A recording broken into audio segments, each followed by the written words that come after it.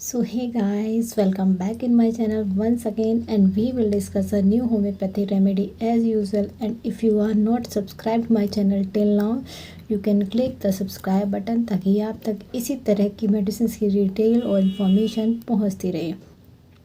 तो चलिए शुरू करते हैं हम आज की रेमेडी।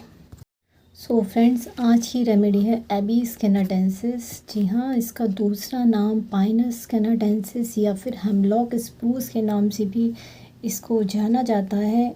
और ये कोनीफेरी एक प्लांट कैटेगरी होती है, कोनीफेरी जिसे हम कहते हैं, ये उस फैमिली में आती है।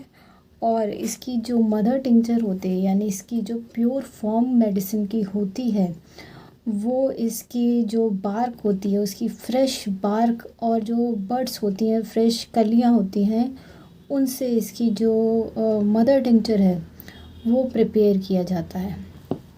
एंड देन फर्दर इसके और फिर पोटेंटाइज करके इसकी और पावर्स प्रिपेयर की जाती हैं। तो ये तो रहा इसका बेसिक। अब मैं आपको बताती हूँ कि ये जो रेमेडी है इसका कहाँ कहाँ पे रोल ज़्यादा अच्छा है। एबिस कैनाडेंसिस का जीआईटी पे बहुत अच्छा रोल है। ये डाइजेशन से रिलेटेड इसके बहुत अच्छे फंक्शन हैं।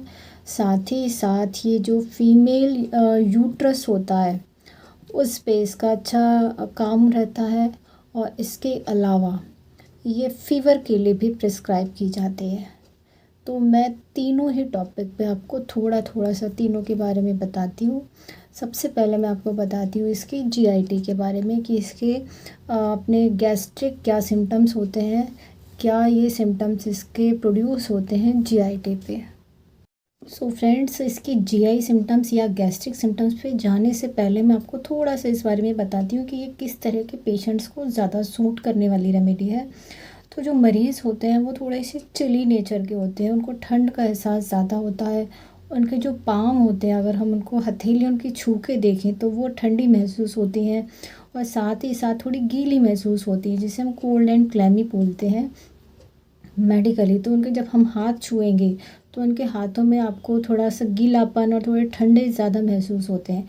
और इस तरह की फ़ीमेल्स जिन्हें यूटेराइन प्रॉब्लम्स के साथ साथ गैस्ट्रिक ट्रबल्स भी रहते हैं, तो उस तरह की फ़ीमेल्स को ये ज़्यादा सूट करने वाली रेमेडी है। और साथ ही साथ जिस तरह की जो फीमेल्स होती हैं जिनको यूटेराइन और गैस्ट्रिक ट्रबल्स होते हैं, उनका जो मूड है वो थोड़ा डल और लिथार्जी सुस्त टाइप का होता है। उनको किसी काम में इंटरेस्ट नहीं रहता, ज़्यादा काम करने का मन नहीं करता। और इस तरह के कोई भी पेशेंट हो जिनको जीआई ट्रबल हो, उनका काम करने का मन न करे, चाहे वो फीमेल हो या फिर मेल्स भी हो सकते हैं, वो अक्सर बिस्तर में लेटना ही पसंद करेंगे। काफ़ी सुस्ती रहती है, उनका किसी काम में मन नहीं लगता, क्योंकि उनका जो लिवर है वो भी उसके भी फंक्शंस थोड़े प्रॉपर नहीं होते हैं। जीआई के फंक्शंस उनके ख़राब होने की वजह से ये सारी चीज़ें कई बार मूड पे भी असर डालती हैं। तो अब मैं आपको बताती हूँ इसके गैस्ट्रिक सिम्टम्स क्या क्या होते हैं। इसके जो गैस्ट्रिक सिम्टम्स हैं उसमें लिवर के जो फंक्शंस हैं वो प्रॉपर नहीं रहते, जिसकी वजह से पेशेंट जो है खाना ज़्यादा खा लेता है, उसको फूड की डिज़ायर ज़्यादा होती है, कैनाइन हंगर होता है। और जब ज़्यादा खाना खा लेता है तो उसकी वजह से फिर फ्लैचुलेंस जैसी कंप्लेन होती है, उसको गैस बहुत ज़्यादा बनती है। और ये गैस जब ऊपर की तरफ चढ़ती है, क्योंकि गैस की टेंडेंसी होती है कि वो ऊपर की तरफ हमेशा आती है, और जब ये ऊपर की तरफ आती है तो जो हार्ट के फंक्शंस हैं उसके ऊपर असर डालती है। लोगों को घबराहट, बेचैनी जैसी शिकायत होने लगती है गैस के साथ, जैसे पैल्पिटेशन भी कहते हैं हम। और साथ ही साथ इस तरह का जो मरीज़ है, क्योंकि उसकी डिज़ायर्स भी कुछ ऐसी हैं, जैसे कि मीट है, शलजम, मूली, या फिर जो देर से पचने वाले जो कुछ इनडाइजेस्टेबल थिंग्स होते हैं, कुछ इस तरह की उनकी डिज़ायर्स होती है। जो इस तरह का वो खाना खाते हैं वो थोड़ा देर से पचने वाला होता है, तो उनके जो पेट में जो है गैस ज़्यादा बनेगी, ब्लोटिंग होगी, गैस ऊपर चढ़ेगी, दिल की धड़कनें बढ़ जाएंगी, बेचैनी, घबराहट, और ये सारी परेशानी कई बार खाना ज़्यादा खाने की तो इसकी वजह से होती है। तो हम देखें कि इसका जो मरीज़ होता है उसकी जो एपेटाइट होती है वो अच्छी खासी होती है, वो खाना अच्छा खासा खाता है, उसकी वजह से उसको गैस वगैरह जैसी परेशानियाँ ज़्यादा होती हैं। साथ ही साथ अब मैं इसके आपको फीमेल के यूट्राइन सिम्टम्स बताती हूँ। तो जो यूट्रस होता है ये ज़्यादातर यूट्राइन प्रोलैप्स का केस में दिया जाता है। तो जो फीमेल्स होती हैं उनका जो यूट्रस है, जो बच्चेदानी है, वो अपनी नॉर्मल पोजीशन से नीचे आ जाती है, वो डिस्प्लेस हो जाता है उसका यूट्रस।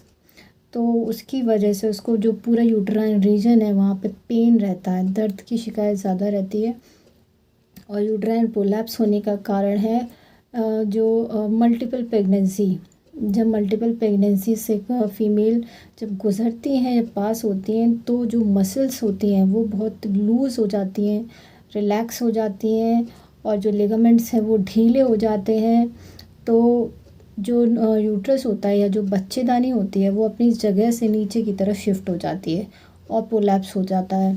तो प्रोलैप्स की भी कई डिग्रीज़ होती हैं। तो ये जो है एक नॉर्मल प्रोलैप्स, बहुत ज़्यादा सीवियर प्रोलैप्स नहीं, माइल्ड प्रोलैप्स के लिए ये रेमेडी दी जा सकती है।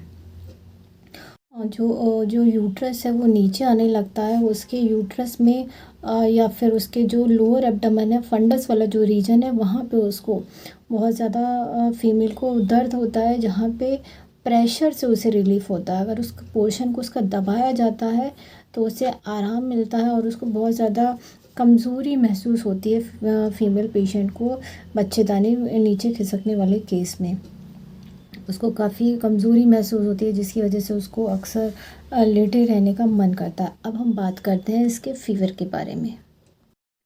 फ़ीवर जो इसका होता है, इस तरह के जो पेशेंट होते हैं उनको ठंडक का एहसास बहुत ज़्यादा है, बहुत ज़्यादा उनको सर्दी या उनको लगती है। उन्हें ऐसा लगता है कि उनका जो पूरा ब्लड है वो एकदम ठंडा हो चुका है, उनकी जो पूरी बैक है, शरीर है, वहाँ पे उसमें उन्हें ठंडा ठंडा एहसास होता है। उनके जो दोनों शोल्डर्स हैं उसके बीच में, दोनों शोल्डर्स के बीच में उनको काफ़ी कोल्ड फीलिंग आती है। उनके जो पाम है वो कोल्ड एंड क्लैमी हो जाते हैं। तो इसकी पूरी फ़ीवर की जो केस है, उस पूरे केस में पेशेंट को ठंडक बहुत ज़्यादा लगती है, वो चिली होते हैं, कोल्ड होते हैं। ये सारी कंप्लेंट्स हमें फ़ीवर के केस में देखने को मिलती है। सो फ्रेंड्स, ये आज हमने डिस्कस करी है एबिस कैनाडेंसिस। अगर आपको ये वीडियो या ये मेडिसिन की डिटेल, ये इन्फॉर्मेशन पसंद आई हो तो you can subscribe my channel and like, share and comment on this.